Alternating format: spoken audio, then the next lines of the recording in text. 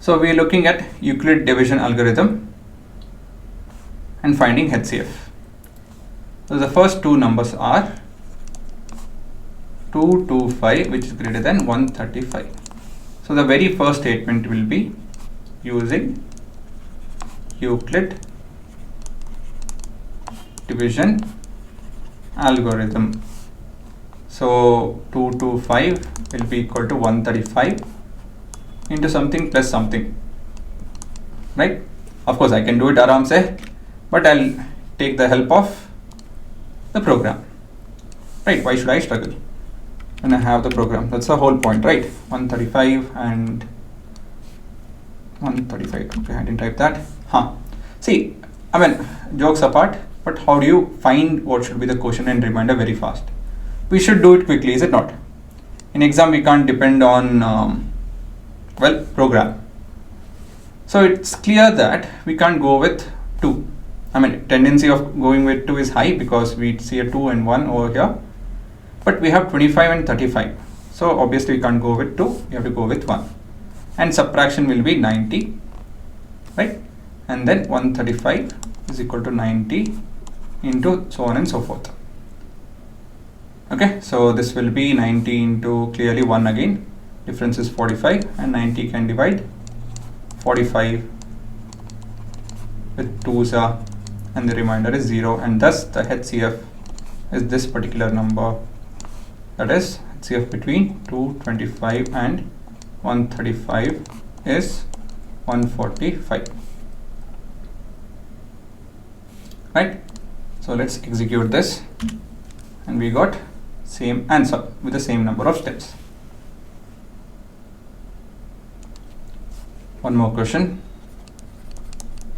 Given 38220, which is greater than 196, so we are going to use using Euclid's division algorithm. We have 38220 is equal to 196 into something plus something. For this I clearly use the program 38220 and 38220, correct, and 196. Apparently only one step, so we have this as the answer. Let us verify, because when I saw this for the first time I was like, is this correct? Have I done some programming mistake? But I didn't. The answer is correct. My program is correct. So that's your answer. So yes, this I agree. This I needed the help of a program. It would have been lengthy to solve this. But again, 38 and 19, right? It has to be around 20s, 200s, counting the number of zeros and stuff.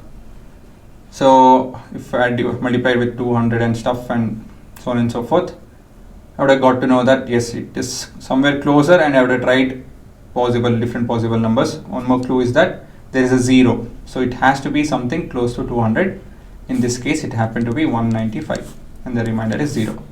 See, it's not that they'll give you big numbers to get confused. They will indirectly ask you the syllabus of divisibility. When will a number 0 get divided? It has to be something with 2 or 5 or 10 or things like that. Is it not? So that's what they tend to do. They'll give you a clue indirectly that you have to figure out. I use the program, I'm not supposed to. It'll be like, you use the program, how can you tell all of that to us? Well, I should have not used the program, to be frank. I should have shown you how to do it. So now I'm telling you how I would have done it if not for the program. So I would have figured out, yes, I would have taken this, okay? So the way I would have done, right? Let me do it over here. So this is around, I would have considered, okay, this is 3 zeros and 2 hundreds. 2 gets cancelled, and clearly this is 190, is it not? right? So somewhere it has to be 190. Then I would have started with 190 into 196. So I would have got some answer. Then I would have gone with 195 into 196. Okay, so this is how you can make the division a bit simpler and find out a quotient which is another number which is closer to the actual quotient. Okay, so that's how you figure it out. So coming back to the answer, we have the 0, and thus the one which is dividing 196, that is your HCF. So HCF between 38220 and 196 is 196 itself. One last question. Solution. We have 867 which is greater than 255. Again, we are using Euclid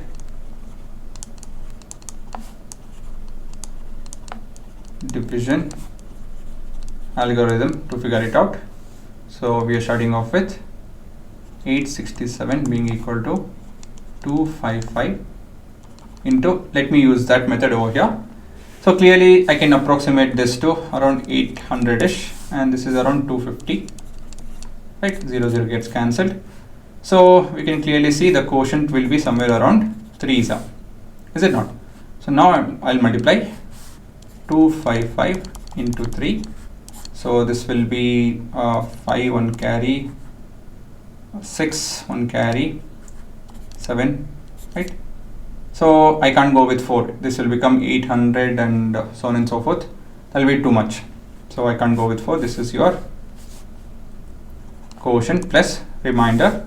So that will be 867 divided minus 765 2 0 102 102.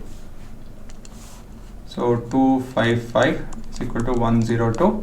This is quite simple. 2s are. So you have 204. This will be 51.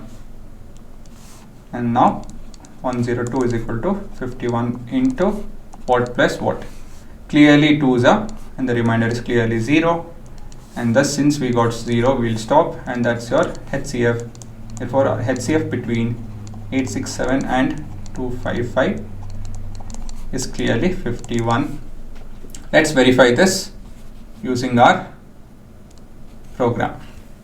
So we have 255. Sorry, I have to run the program. I think one of the number is 2. Sorry. Okay. 255. Right. I think it's 255 and 867. Okay. So yes, that's the answer. 51. 3 steps, same number of steps and same numbers. So this is correct. Please enroll to our program at chalkpieceacademy.com, wherein we'll be teaching you a lot more tricks for faster simplification and calculation, DIY projects. We'll code with Python. We'll work with Arduino Uno. There are a lot more magic tricks and the physics behind it. There are printable materials which will help you recap and understand things better.